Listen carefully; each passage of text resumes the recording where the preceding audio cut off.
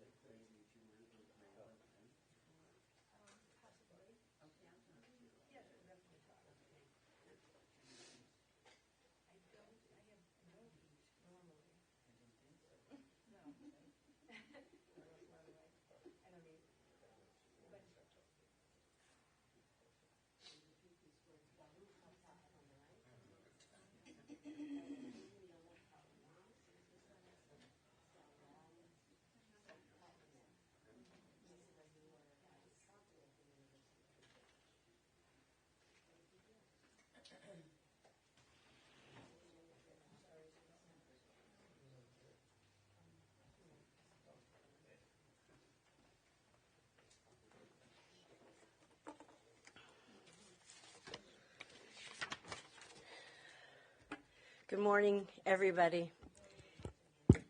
it's almost like a reunion. Everybody who loved Mona came in this morning with a big smile and said she was truly, truly a wonderful lady. And I think we all agree, the family agrees, of course, but we all agree that she was really something special, and we will truly miss her, as you will. I begin with an interpretation of one of the Psalms. I lift my voice when all is dark. Into God's hands I place my heart. Biado afki ruchi, I'm not afraid, Adonai li. I lift my eyes when all is night. When I need help, I seek God's light. Lo echsar Adonai roi, I'm not afraid, Adonai li. V'yado afki ruchi, I'm not afraid, Adonai li. We have learned that birth is a beginning and death a destination.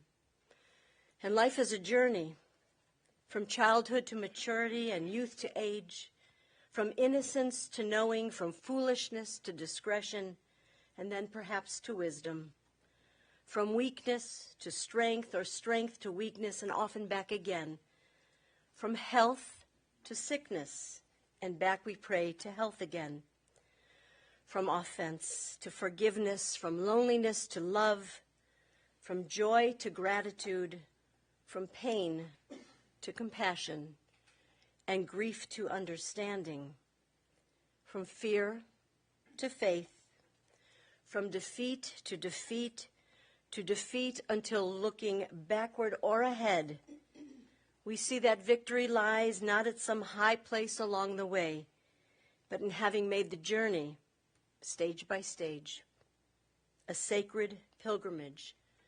Birth is a beginning and death is a destination, and life is a journey, a sacred pilgrimage to life everlasting. I want to welcome everybody who is joining us today in person and those who are joining us virtually. This is a very sad day as we say a final goodbye to our beloved Mona. But it is also a day where together we can remember her and all of the wonderful things that she did throughout her life, and how she affected the lives of so many who were fortunate enough to know her. To Sherry Ann and Dennis, to Stuart and Leslie, to Ava, to Howard and Kathy and the grandchildren, Megan, Matthew and Sarah, to Sarah and Jeremy, to Marissa, to Julia, to Ben and Samantha, Greg and Megan, and the great-grandchildren, Aiden and Henry's here, we offer you our deepest condolences. I know that being together with family and friends is a great comfort as you go through these most difficult days and weeks ahead. These days between Rosh Hashanah and Yom Kippur have a special name. They are called the Aseret Yemei Tshuva, the 10 days of penitence. It is a period when our thoughts naturally turn to questions concerning the meaning of life and death. It is a time when we look back at our lives and measure our accomplishments and also acknowledge our shortcomings, utilizing the values suggested to us by the Machzor, the high holiday prayer book with its traditional liturgy. One of the most often repeated metaphors of the Machzor suggests to us a standard by which we can measure our lives. We pray over and over again, Kotvenu b'Sefer HaChaim, inscribe us in the book of life. However, the phrase Sefer Chaim usually is translated as in the book of life, but it can also mean b'Sefer in the book HaChaim, the book of the living. If we understand it in this sense, then we realize that everything we do is written down in the human record. It becomes part of somebody's book of life.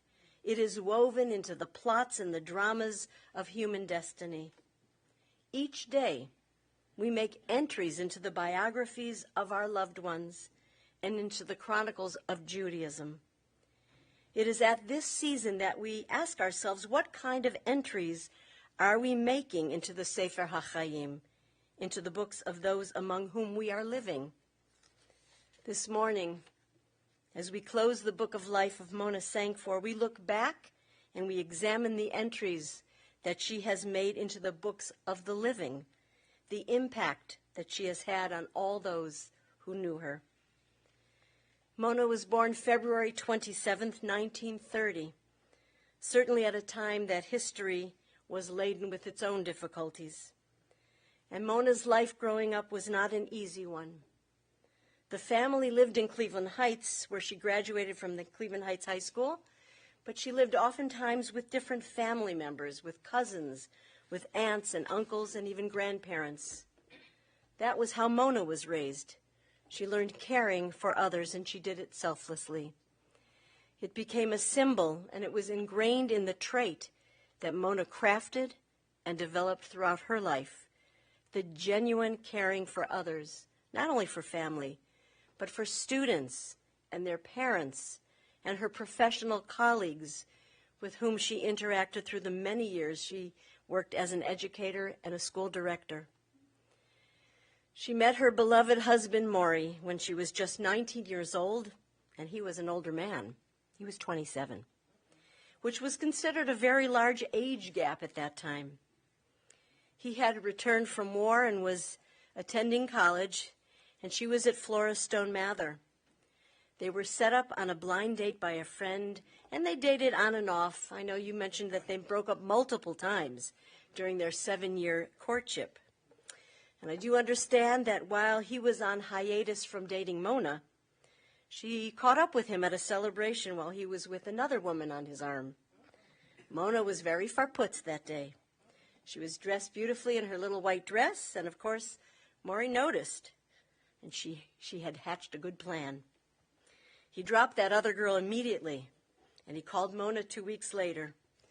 The rest is history. They were married in 1955 at Park Synagogue, and together they shared 63 years of a wonderful marriage until his death in 2018. Mona and Maury raised their 4 children, Sherry Ann and Stuart, Ava, and Howard, with very clear morals and very clear family values. It's fair to say that Mona was a very progressive woman for her time. She and Maury chose to live in Shaker Heights, which at that time was not integrated. In fact, they needed permission from the neighbors on either side of the house to purchase that 2-family home because they were Jews. The family stayed in Shaker all their lives, watching the suburb become one that she was so proud to be part of, knowing that she was making this changing world a better place. Mona cared about the lives of others. She was a champion for civil rights, women's rights, equality for all, and she took a very pro-abortion stance back in the 1960s. Mona was not afraid. She wasn't shy about being clear to others with her feelings, and she raised these children with her strong moral compass, and that wisdom has spread to the grandchildren as well. Mona went back to school in her 50s to earn a master's degree, and she received the title of RJE, Religious Jewish Educator. She began her work at what was called Silver's Temple with Rabbi Stuart Geller, with whom she had a wonderful working relationship as their director of education. After some years at that temple, Mona was recruited by Leon Plevin, who was one of the leaders of Temple Emmanuel at the time, and he encouraged Mona to apply for the director position when it became available. It was there at Temple Emmanuel that she began working with Rabbi Danny Roberts, the senior rabbi at the time. And it's fair to say that they had some engaging discussions about how that school should be run and what programs should be implemented and how they should be implemented. She created many new courses that had never been done in this city, including Parent-Child Hebrew, which is still a part of many Hebrew school curriculums today. Mona and I shared offices in the upstairs of the temple, and we enjoyed being together, having lunch, snacking. Sometimes her blouse also enjoyed the lunch.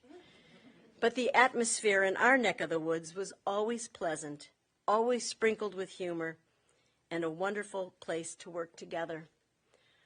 Mona's light and her enthusiasm were infectious to all of us, and I know that I am a better person for having worked with her and knowing that she was my friend and she had my back. Mona and Maury kept a traditional Jewish home, and religious education was just as important as public school.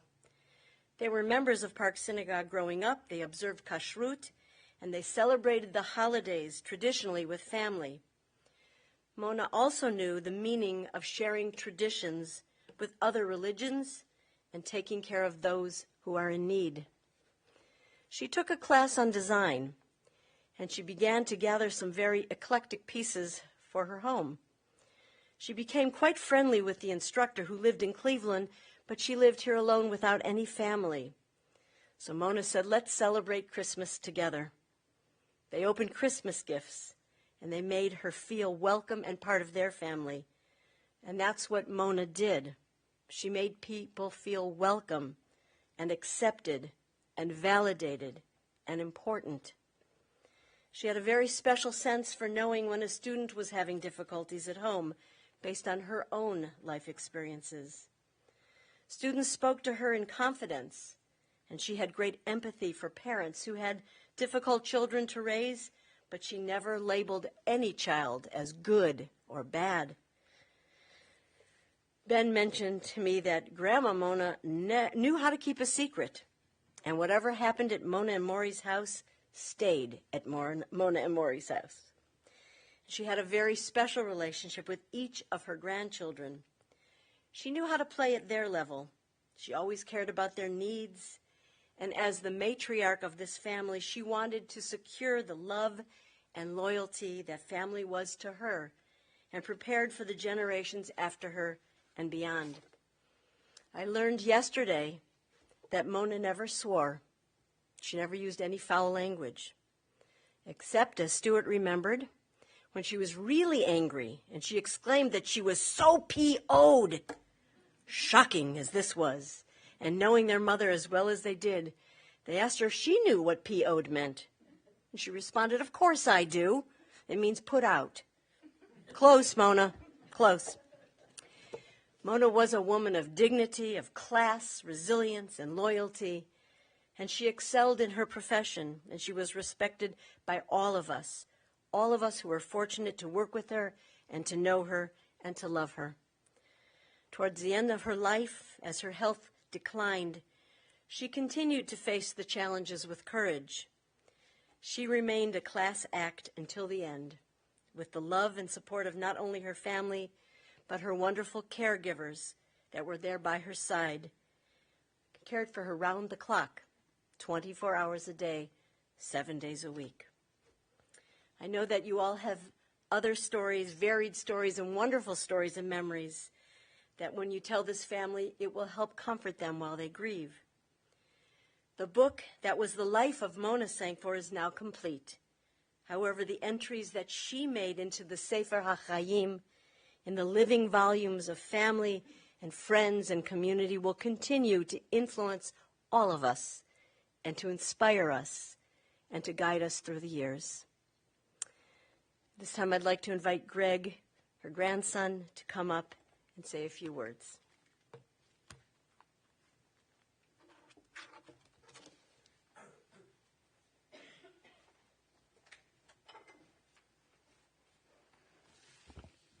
My grandma.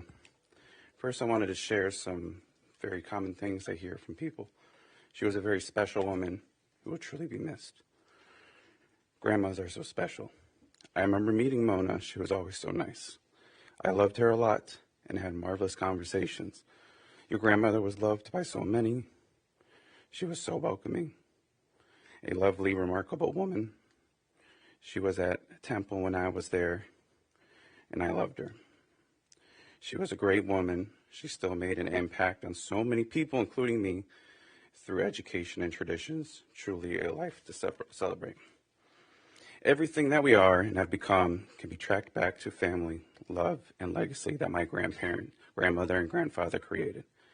If it wasn't for them, we wouldn't all know each other or have great memories from hanging out, laughing at the dinner table, bumping into each other in the kitchen, sharing holidays and jokes, and hiding afikomen's in back pockets.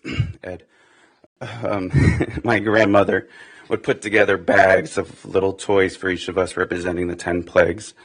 Holidays together also included time spent with one another, sitting at tables, setting up tables with all the napkins, cups perfectly set, never mind the endless trips of chairs up and down the stairs. I realized more than ever while reflecting on life, it was always so much bigger than any one of us. I wanted to thank my grandmother one last time for everything. I have the privilege and honor to be able to call her my grandma. On Sunday afternoon, I was able to tell her just that. I told her how much she is thought of by all of you, and she said, "Thank you. That means a lot." So we can all find some sort of comfort knowing that she knew how much she meant to each and every one of us. At work, when someone sees my last name, they usually ask if I'm related to. I immediately interject and say yes. We're all related. And a lot of the time it is Mona. And I have the privilege to say, yes, that's my grandmother. My grandparents created that foundation in this community through our Jewish faith. And this family name will forever be a badge of honor and love as a result. Without this connection, I would have never found the love of my life in Rock Megan because my grandma's involvement at Temple and community. Our families have known each other ever since we were in kindergarten. I was always told when I was younger, when my Temple class was going down the hall, passing the offices, my grandma, who was the education director, had come out of the office and I would bend down so she would give me a kiss on my forehead. I guess I was at the front of the line, so after I bent down, everyone behind me bent down to receive their kiss. I will remember those embraces and feelings of good times and delicious meals with her. We would go get ice cream, and that was the only time we could eat in her car, whether it was the many trips to Dairy King or forever my favorite, because of her East Coast custard to get mint chocolate chip. My grandmother's love for various sweets was unmatched. 99% of the time, there was always some sort of pie to share. I never tried so many different combinations of pies. Sometimes they were leftovers from holidays that she would make, or they were bought from Miles Market. I learned from her, you never have enough food for a gathering unless you can do it twice. Grandma made sure you never left hungry. She taught me the value of $1 and the 3 S's, save, spend, and share, emphasized on the sharing your time and money, and to not be afraid to spend and enjoy your hard work. I could go to my grandma about anything, whether it was about advice, needing help with something, or even borrow something. I will forever be indebted that I could go to my grandparents about anything, no matter what. Lastly, I want to mention the times my grandmother tutored me for my bar mitzvah. You see, my bar mitzvah journey was a bit of a hard one because a certain someone decided I shouldn't sing during my puberty years. Well, this is a problem because you realize how much of the tune you would get to help you get through certain prayers. So I had to start over. Halfway through my bar mitzvah prep, luckily I had my grandma. She helped me every week to relearn every song in my Torah portion. We had to create a new rhythm to get me through, which made me a better student and eventually a better teacher. So thank you, Grandma, for helping me, and thank you, Canner, all these years later, for making me take this a longer, harder path in life. And sorry to anyone who has to live with the Senkfor, because that's what we do, to make things more difficult. After all, taking the harder path as a Senkfor is the way. So to everyone who has to live with us, like I said, I'm sorry. I now want to thank all of you for sharing memories, love, and a sense of community with my grandma all these years. And to my grandma, may her memories continue to bring endless blessings to us all. Thank you. I did not know that, and I did not say that. That's not true. I think, Ben, you're next. Mona's grandson, Ben, will now share some memories with all of us.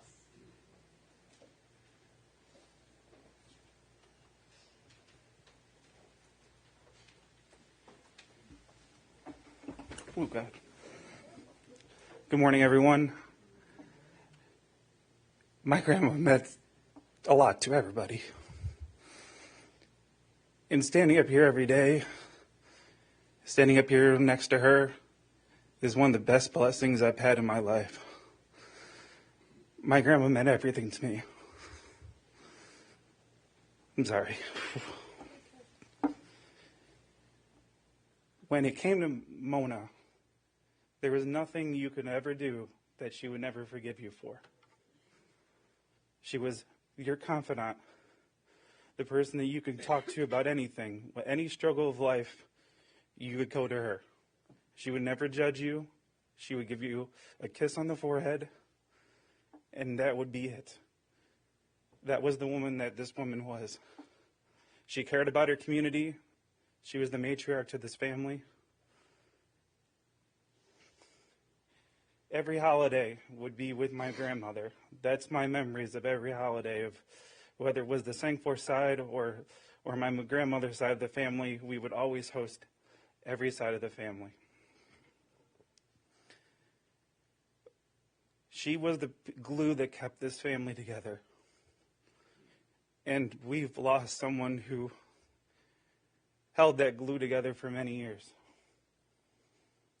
But it's our job as those survivors here to keep that glue going.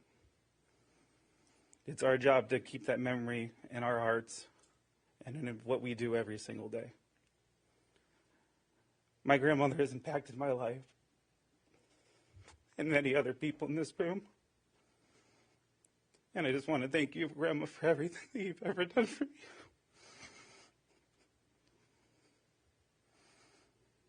And that's all I have to say.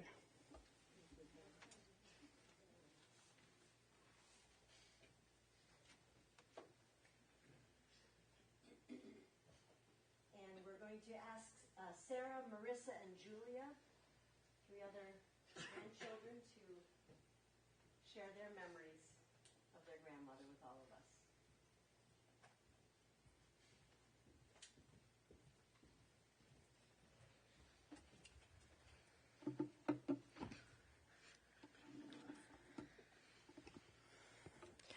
Step 1. Locate the container in the freezer. Step 2. Poke some holes. Step 3. Place the Stouffer mac and cheese bowl into the microwave. Press start. These were the steps to making Grandma's famous mac and cheese. We looked forward to this delicacy every time we came over to Grandma's for breakfast. We always wanted to know the secret ingredient as to what made the mac and cheese so delicious. But we all know the secret. It was Grandma. It is hard to encompass the essence of Grandma Mona into a few words, let alone a few minutes. Grandma, you brought so much life, love, and joy into our lives, so we thought we could try and show you just how special you are to us. Throughout our lives, you have embodied principles that were integral in molding the people we are today. We know we are unable to capture it all, but we wanted to try by providing a glimpse into the many ways you touched our lives.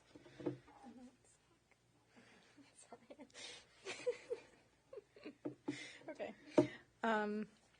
Grandma Mona encouraged the 3 of us to be creative, outgoing, and unapologetically imaginative. Every time we visited Cleveland, we would raid Grandma's scarf collection. We used them to choreograph dances, which primarily revolved around throwing them up in the air. She always watched patiently while we performed and never made us feel like watching us was a chore. Instead of being protective over what I'm sure were nice scarves, She would actively place them in the living room for us to use and watch her grandchildren's minds run wild. This was also evident in our tea parties in Denver when we were little. We would take our cute little teapots and cups outside and pretend like we were in a different, fancier world. That was the type of person Grandma Mona was. She encouraged our creativity to blossom without hesitation. Sleepovers at Grandma's were always a special treat. And as you guessed, yes, no parents meant all the chocolate milk we wanted. As part of our nighttime routine, we would sit at the edge of Grandma's bed watching Curious George, fully enamored by the monkey's silly adventures. In fact, just like the show, Grandma's curiosity, too, was contagious. Maybe it was the educator in her, or her thirst for learning, but Grandma had an innate sense of curiosity. When it came to our lives, she loved hearing about what we were doing in school and what we were learning. From the mundane middle school stories to that random, really niche accomplishment. Her follow-up questions were not always simple, but they made you think. They were sharp, direct, and deep, up until the very end. I know many here can think of at least one example of a question she has asked them that showed how much she was truly listening. We could see her face light up as we were able to answer her and tell her our hopes and dreams, but especially how we were going to accomplish our goals. Every time we would call her, she wanted to know how school was, how we were doing, and how we were adding to the community around us. The remarkable thing was that when we would visit Cleveland again in 8 months, she would remember every last detail from our previous visits. She had an incredible way of keeping track of which extracurricular each kid was a part of, which teachers we liked or disliked, or our crazy camp excursions from last summer. Nevertheless, it was the fact that she remembered and was curious to know that made sharing those life tidbits so special and meaningful. Today, we are so distracted by our own problems that we often neglect the opportunity to stop and take the time to ask about the people we care about. Yet Grandma Mona never failed to demonstrate the thing we're all so good at forgetting. You must take the time to be curious so that deeper connections can follow. As many of you know, Grandma was highly dedicated to her position at Temple Emmanuel. I have had people come up to me in Denver and ask, "Are you Mona Senkfor's granddaughter?" She was the best teacher I ever had. If I had to guess, what made her so great was her passion.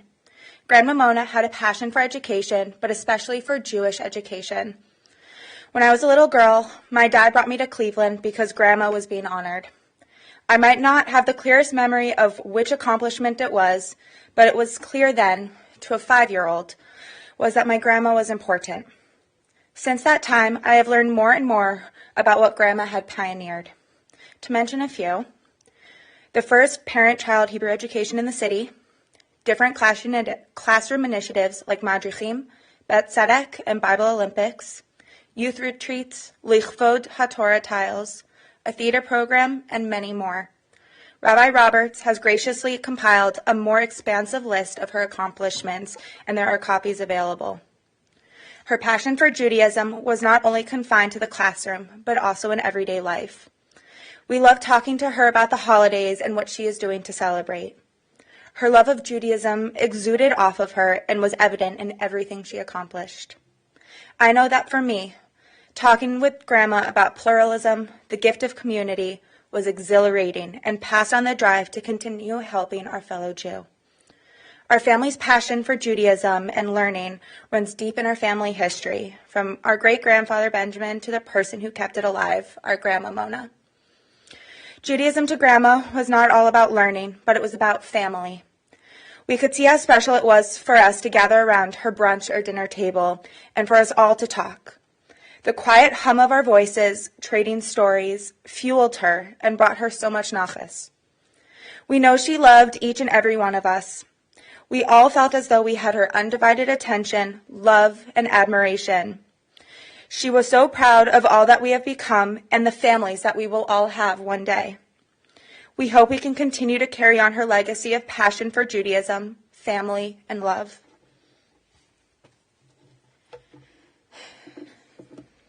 Grandma, we are proud that we can stand here today to scratch the surface of who you were as a person.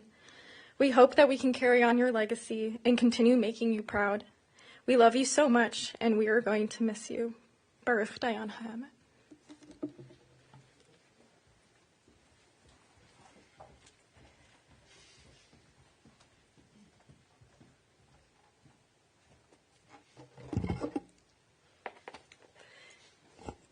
Thank you all for sharing some wonderful memories. I think that I must have a disclaimer. I did not say that about your bar mitzvah. Maybe you thought you couldn't sing. I didn't say that. And Mona, I think it's interesting that she hid afikomen in a back pocket.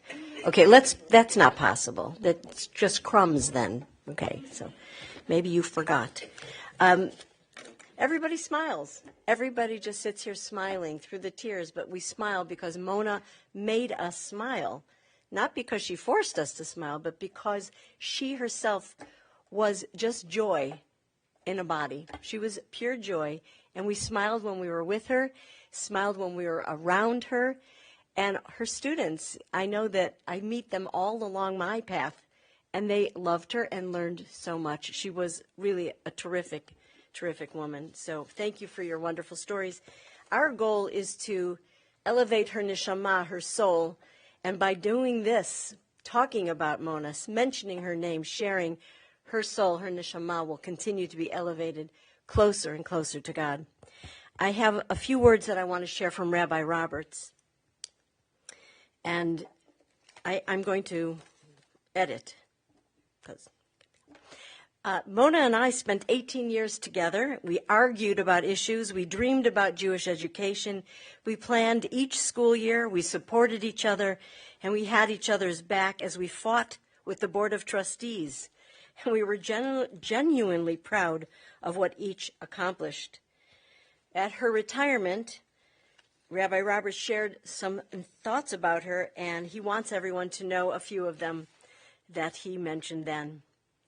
Some of the things that made her a great educator. She knew every child by name and family background. She anguished over every budget, over every enrichment fund application to the Bureau of Jewish Education. She spent hours and hours juggling the schedule and the room so that everything would fit perfectly and she could keep everyone happy. She spent hours with Rabbi Roberts conceptualizing, planning, and discussing, but he has in parentheses, arguing over special programs that she wanted to put into place. She put in extra hours to help make the confirmation ceremony so special and spiritual for the students. Rabbi Roberts writes, I will never forget that Mona was a friend. We spent 18 years together. That Mona would come to me at the last minute to edit the speech that was only partially conceived. Mona was a community leader. She was on the NATE board, the National Association of Temple Educators, president of the Cleveland Educational Directors Network, admired by her fellow educators, and she did achieve this title of RJE, which is very, very important and wonderful that she did this later in life. And she was a recipient of an Israel Bonds Award. She was a mother to her wonderful children, and she was devoted, and she was caring and loving in the relationship that she had with her beloved husband, Maury. And he supported her also in every way, and he was there with her in her final years as well to help make her comfortable before her very end. At her retirement, she mentioned this story about a rock mover. She said, remember the story of Jacob and that he first met Rachel at the well? Before he spoke to her, he had to roll away the stone covering the well to get to the water. This is like when I came to Temple Emmanuel. The well represents the water that nourished our children.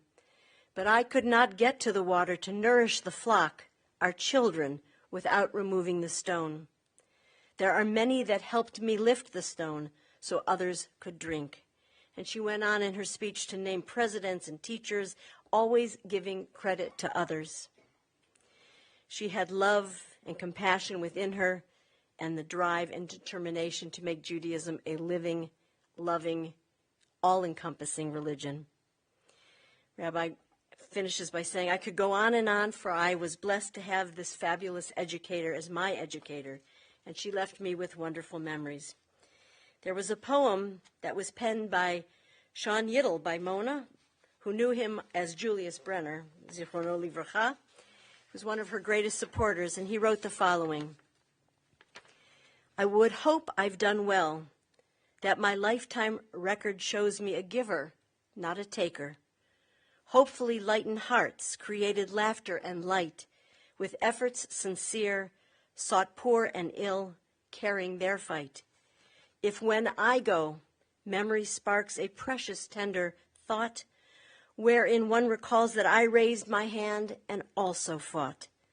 So if a home is happier 'cause I was there and tried, then friend, not only did I live, I never really died. For the numerous lives Mona touched, we say Toda Rabbah. Thank you for your devotion, your inspiration, and your insights to Jewish life. Lechi b'shalom. Mona, go in peace. Amen. In the rising of the sun and in its going down, we will remember her. In the blowing of the wind and in the chill of winter, we will remember her. In the opening of buds and in the rebirth of spring, we will remember her. In the rustling of leaves and in the beauty of autumn, we will remember her. In the beginning of the year and when it ends, we will remember her. When we are weary and in need of strength, we will remember her. When we are lost and sick at heart, we will remember her. And when we have joys that we yearn to share, we will certainly remember her. So long as we live, Mona too shall live, for she is a part of all of us as we remember her. At this time, I'd like to ask all who are able to please rise for the El Malei Rachamim.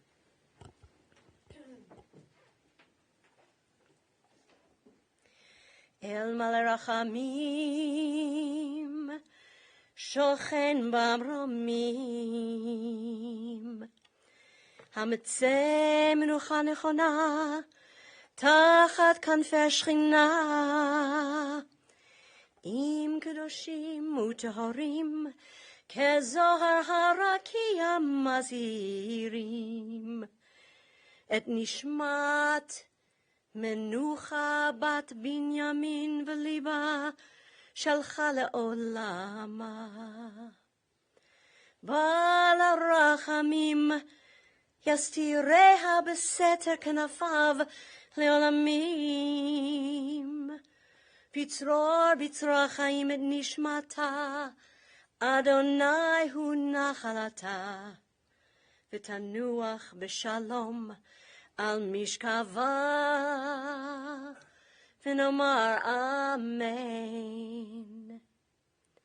Compassionate God, eternal Spirit of the universe, grant perfect rest in your sheltering presence to Mona Senkfor, who has entered eternity.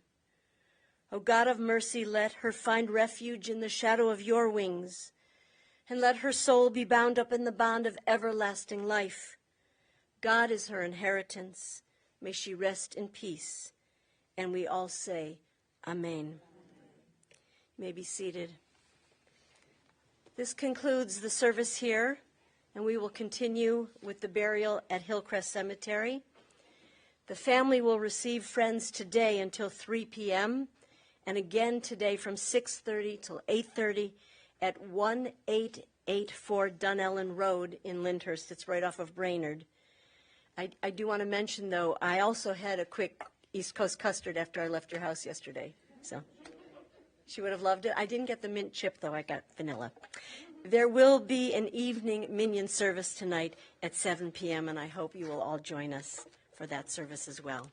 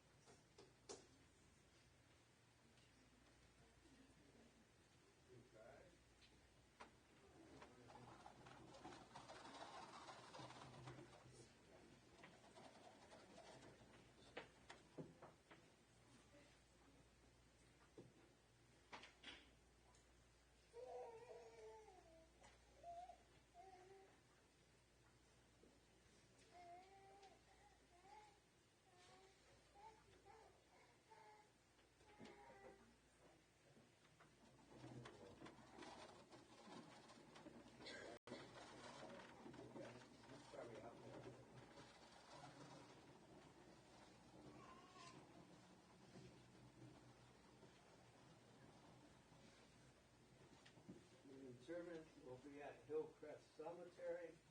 We ask those going to the service, if you'll please return directly to your cars, put on your headlights,